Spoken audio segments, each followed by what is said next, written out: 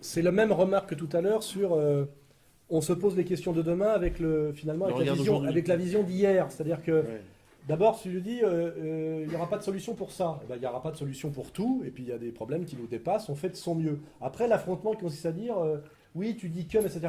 Il faudrait aussi désapprendre le débat pour le plaisir de s'opposer, de faire le malin.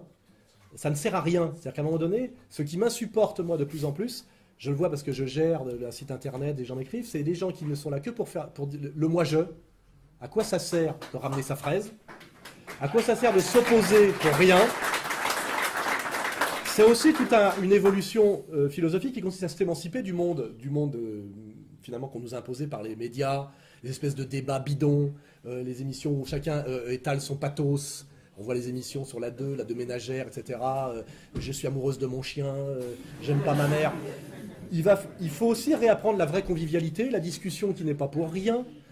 Parce que souvent on voit, enfin moi c'est ma spécialité puisque c'est les débats, etc. On voit très bien qu'il y a une pathologie sociale, un truc de gens qui posent des questions uniquement pour montrer qu'ils sont là, qu'ils ont mieux compris que vous alors que bon, on s'en fout, que finalement le plaisir de l'affrontement inutile, là on l'a vu, ça ne sert à rien. C'est-à-dire qu'à un moment donné, tout ça, c'est le monde dont il faut sortir, hein, parce que demain, les énergies devront être utilisées utilement. Il y aura de la violence partout, donc ça ne sera pas la peine d'en créer inutilement. Et notamment, par exemple, être capable, un truc très très simple, vous prenez un endroit à 7 ou 8 parce que justement, vous avez peu de pouvoir d'achat. Hein, donc vous groupez à 7 ou 8 pour prendre une vieille ferme. Est-ce que vous avez déjà la structuration psychologique et morale d'être capable de vivre à 7 ou 8 sans vous bouffer la gueule au bout de 3 mois? Les 3 quarts, vous en êtes incapables, parce que vous êtes des petits cons et des petits merdeux. D'accord? Vous ne savez pas respecter l'espace de l'autre.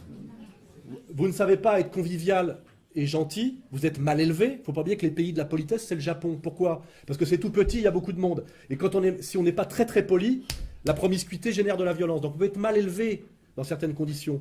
Mais il y a des moments où il faut redevenir bien élevé. C'est pour ça que tous les protocoles et tous les rituels d'humanisation sont des protocoles de respect. De respect hiérarchique. Soyez à votre place. Il y a des gens ici qui n'ont pas le droit de m'interrompre quand je parle parce qu'ils n'ont rien prouvé dans leur vie. Vous voyez, il faut réintégrer ce sens de la hiérarchie et pas dire moi j'ai droit à l'égalité. Non, les 3 quarts des gens ici sont des petits cons qui n'ont droit à rien car ils n'ont rien prouvé. Ils sont des losers, ils ont gobé toutes les conneries, etc. Et je suis méchant en disant ça parce que si vous êtes là, c'est pas tout à fait vrai.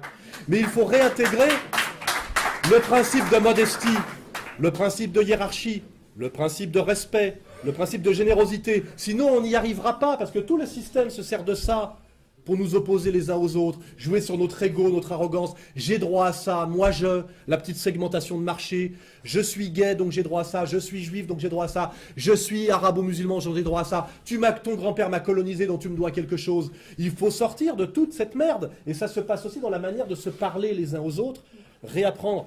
Ce qui est infiniment respectable chez certaines vieilles personnes ou chez certaines gens d'autres civilisations, c'est leur incroyable aménité. Vous voyez, la France est le pays où il y a le plus de neuroleptiques, le plus de dépressifs, le plus d'agressivité, alors qu'on est un pays où personne ne meurt de faim. Il suffit de rentrer de n'importe quel pays étranger pour arriver à Roissy, on voit que des gens qui font la gueule, vous voyez. Et ça aussi, c'est fondamental. C'est pour ça que là, il y a des échecs terribles. C'est vouloir, dans le monde de demain, les avantages du monde d'hier, prétendre qu'on va faire de la solidarité, etc., alors qu'on veut que montrer qu'on est plus malin que celui qui est assis à côté de soi, alors que vraiment c'est ton frère de combat, dans un moment où c'est comme un bateau qui coule. On écope tous ensemble, ou on coule tous ensemble. Et c'est pas j'ai écopé plus que toi, t'as vu mon gobelet, il est mieux que le tien. Non, tant qu'on sera là-dedans, on l'aura dans le cul. Je veux dire, et ce travail, c'est le premier travail à faire. Générosité, bonne éducation, savoir où est sa place, c'est fondamental. Les gens pètent tous plus haut que leur cul. Il faut déjà apprendre que vous n'êtes pas grand-chose. Je veux dire, excusez-moi, c'est le meilleur moyen de devenir quelqu'un en plus. Hein, je veux dire, voilà, c'est redécouvrir l'humilité. Or, tout le système est là pour vous dire que vous êtes les maîtres du monde, les rois du monde, que vous avez droit à tout, etc. Et c'est le meilleur moyen que vous retrouviez en étant rien du tout. Hein, ce qui est la situation, c'est-à-dire un pauvre cochon de payant, salarié précaire, humilié, manipulé de A à Z. Et ça, malheureusement, qu'est-ce que je peux dire de plus que le dire et essayer d'en prendre conscience? Voilà, c'est pareil, pour être respecté, être respectable, etc., etc. Et on voit bien, effectivement, on regarde le Figaro, là, voilà, le connard en costard blanc, ces djihadistes qui menacent la France, Guéant l'appel à la gauche, à la dignité. Voilà, déjà, normalement, on peut plus lire cette merde, voilà, c'est tout. Voilà.